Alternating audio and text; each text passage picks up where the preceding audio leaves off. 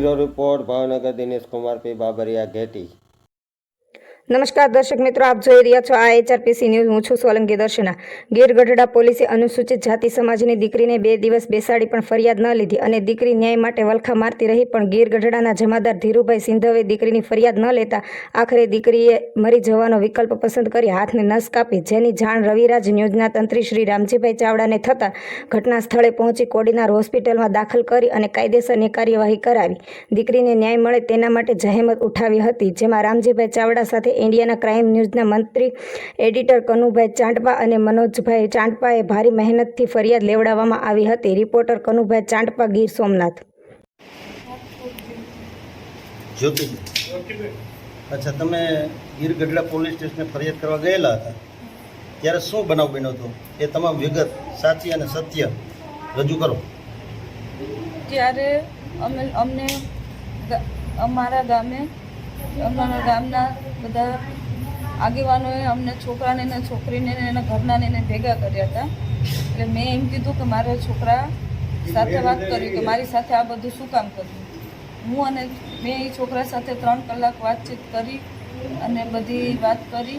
ત્યાંથી અમે છોકરાને લઈને બધા આગેવાનો વચ્ચે આવ્યા, અમે લોકો બેઠા હતા અને મને પાણીની તરસ લાગી એટલે હું મારા મમ્મી પાસે પાણી પીવા ગઈ।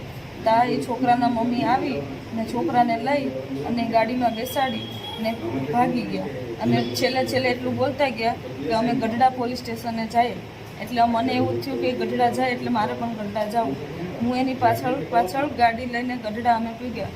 ગઢડા જઈને જોયું તો એ અમને આખા રસ્તે ના દેખાણા કે ગઢડા પોલીસ સ્ટેશને ના દેખાણા। ગઢડા જઈને અમે આ વાતની રજૂઆત કરી કે આવું છે। ત્યાંથી ગઢડા પોલીસને અમે રાતે 12 વાગે પહોંચ્યા। 12 વાગ્યાથી સવારના 5 વાગ્યા સુધી એ લોકોએ અમને વેટ કરાવ્યો કે અમે હમણાં કરીએ, અમારા સાહેબ નથી, અમારા સમાધાનના આગેવાનોનો ફોન ચાલુ છે, પછી બધું કરીએ એમ કરીને સવારે 5 વાગ્યા। પછી અમે લોકો, મારી તબિયત બહુ ખરાબ હતી, મને આંચકી આવતી હતી અને પછી મારા ઘરના મેં કીધું આપણે ઘરે જઈએ। અમે લોકો ઘરે ગયા। બીજા દિવસે પાછા અમે ગઢડા ગયા। ન્યાય આખો દિવસ એ લોકોએ અમને કંઈ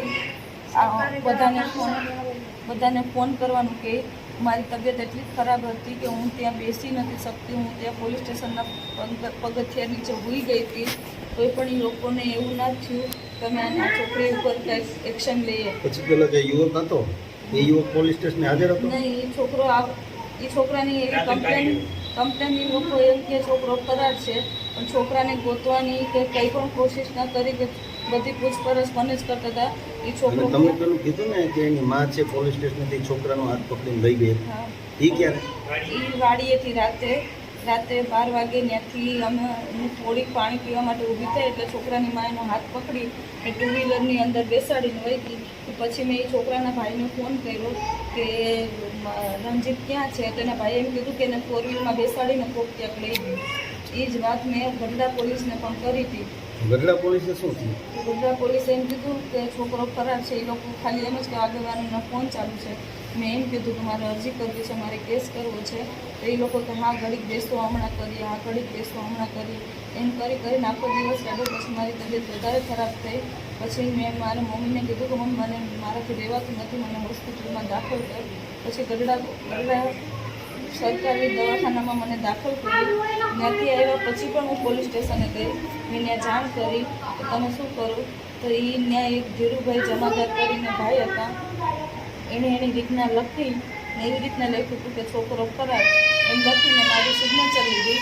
એ પછી અમે લોકો ઘરે વહી આવ્યા ને એ પછી 5-6 દિવસ સુધી એ લોકોના મને કાંઈ કોલ નહીં, કાંઈ જ ઇન્ફોર્મેશન નહીં કે આ મામલા ઉપર કાંઈ એક્શન લેવાનું કે એવી કોઈ જ વાત નથી કરી। ધીરુભાઈ જમાદારે શું કીધું હતું તમને? ધીરુભાઈ જમાદારે એમ કીધું હતું તમે આ સિગ્નેચર કરી દો, બાકી આગળની પ્રોસેસ અમે કરશું, પણ આગળની પ્રોસેસમાં મને કાંઈ રિઝલ્ટ ન મળ્યું। એટલે ધીરુભાઈએ મને સમાધાનનું કીધું કે આ બધી વસ્તુ સમાધાન કરી નખાય, નાતમાં રહેવાય, આ બધી વસ્તુ ન કરાય। પણ મને બીક લાગી કે આ લોકો બધા સમાધાન જ કરાવશે, હવે મારું નહીં હાલવા દે, મારી ઉપર અન્યાય થયો એ વસ્તુનો મને ન્યાય નહીં મળે અને આ લોકો મારી ઉપર વાત કરી અને સમાધાન ઉપર કરી અને બધી વાત દબાવી દેશે। એટલે હું ડરી ગઈ કે હું ત્યાંથી વહી આવી પાછી।